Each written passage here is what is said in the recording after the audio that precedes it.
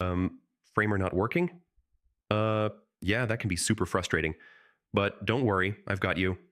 In this quick video, I'll show you how to fix it fast so you can get back to building your site. All right?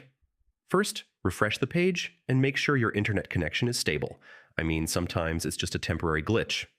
Next, yeah, check if Framer is down. If their servers are having issues, there's not much you can do except wait.